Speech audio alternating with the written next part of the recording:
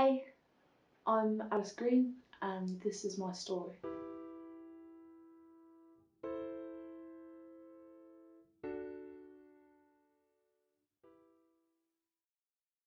It began when I felt something wrong. I scratched myself and realised it was sore and painful. I left it, but then I noticed it was red and bumpy. I could feel a hard lump. So I booked a doctor's appointment.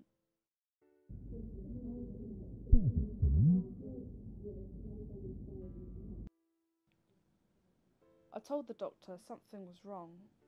Something didn't feel right. They told me it wasn't serious. It's probably a fatty lump. He made me do a pregnancy test just in case. I'm gay. Of course it came out negative. He then decided to examine my breast. He found a lump and made an appointment for an ultrasound. He reassured me it was nothing, not to worry, that women my age don't get breast cancer. The ultrasound went fine. I wasn't too worried. The doctor asked me if I had family history of breast cancer, and I said no. I got a phone call the next day. They told me the lump was bigger than expected and I need to meet a specialist to have a needle biopsy. They told me to go to hospital 2 weeks later and not to worry. This is protocol for everyone. He explained the procedure, then placed the needle into the lump and removed some tissue. He told me the sample would be sent to the lab and I'd get my results in 2 to 10 days. I wasn't worried.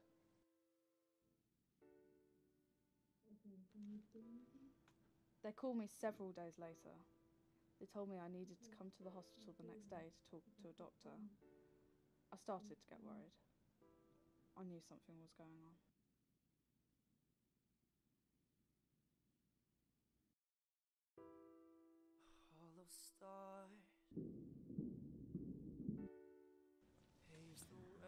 I sat down across from him. I was so nervous. Felt like forever waiting for him to talk. Everything felt like it was in slow motion. You have stage 3 breast cancer, he said to me. At that moment, my world stopped. I completely collapsed. All I could think of was death and how I'll never achieve my goals. I'll never buy my own house. I'll never travel the world. I'll never watch my siblings grow up. I'll never have children. I'll never fall in love and get married. If anything, I find myself more like an empty shell. The day I was diagnosed with cancer was the worst day of my life. I felt sick to my stomach. I felt like I was in a bad dream. Nothing felt real. The doctor told me I need to have chemotherapy to shrink down the tumour. Then I'd need a lumpectomy, the surgery, to remove it.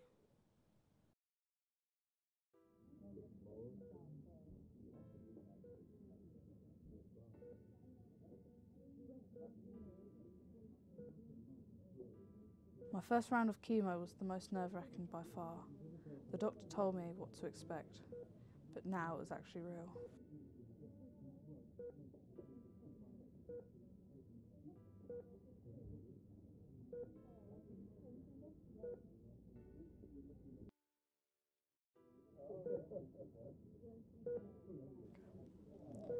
I got bored of my book and started to look at the people around the room. I wondered what their stories were.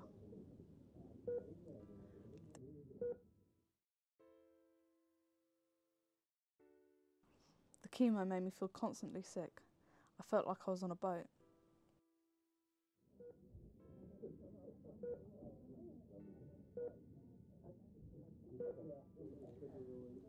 I was so nauseous, I couldn't concentrate at all.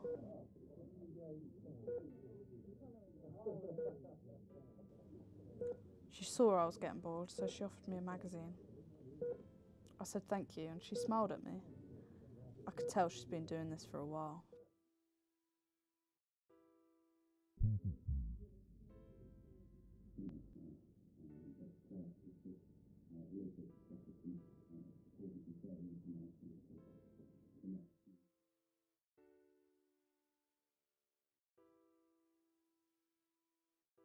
Everything was becoming so real.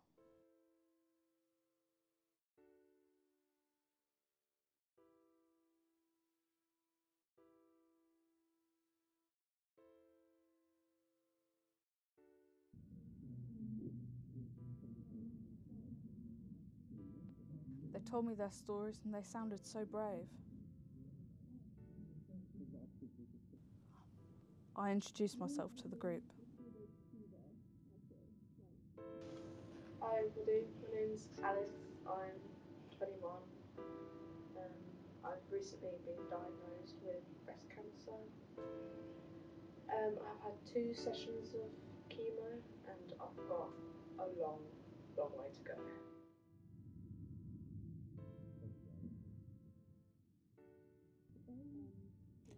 It was scary to talk to these completely random people, but I knew that everyone in this room was in the same boat.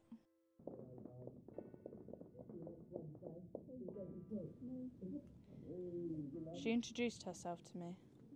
Her name was Kaylee. She was 22 and she had advanced lung cancer.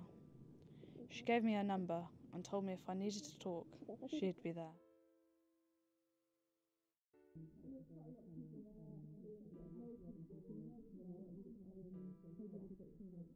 Our friendship really blossomed from then on.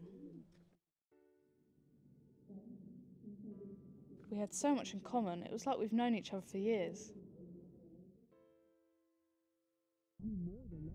They get to tell the story of the biggest game of all, the Super Bowl. Every 2 years we get this camp to go through this breathtaking stretch. I was getting so sick of this happening to me. I had to do something to stop it. The feeling is a little bit different up in the booth as opposed to down on the field. Now, I do like doing the games. I love the action and being part of it. But the sensation when it's over, it's never as good, and of course it's never as bad as being a player. But still exciting to be part of it. But playing is, it's like another life for me. Right? Preparation for all teams involved, including CBS. So early in the week, but did not have his first touchdown until last week. Every game I do, by the time I get to the game, especially like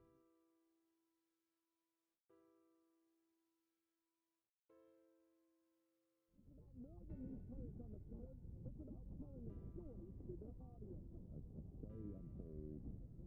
The ball carriers. She was always there for me, even in the hardest times.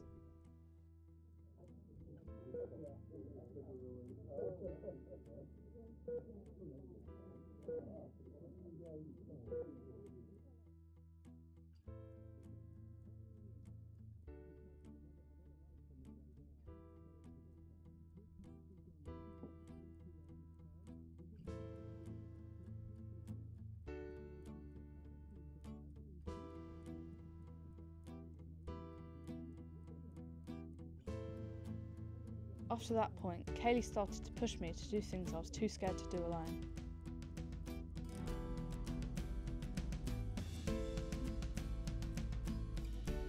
Like trying new foods,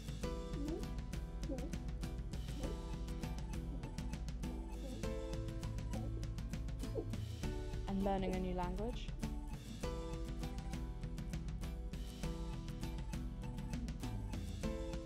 Getting over my stupid fears.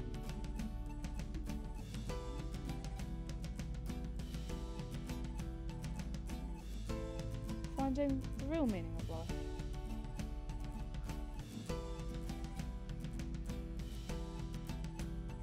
Fighting against cancer.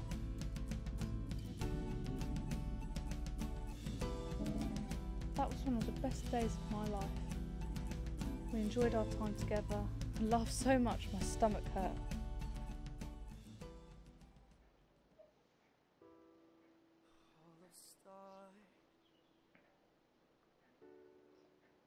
Although we only knew each other for a while, she was like a sister to me. I've never had a more better or close friend than her in my life. And I'll never forget the things she did for me.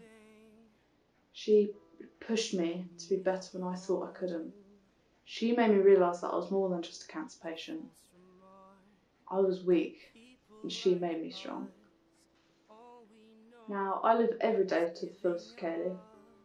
I pushed myself to do things I'd never be able to do before I met her. She was so inspiring and strong. They say bad things happen so good things can fall together. I think she was my good thing, and I'll never forget her.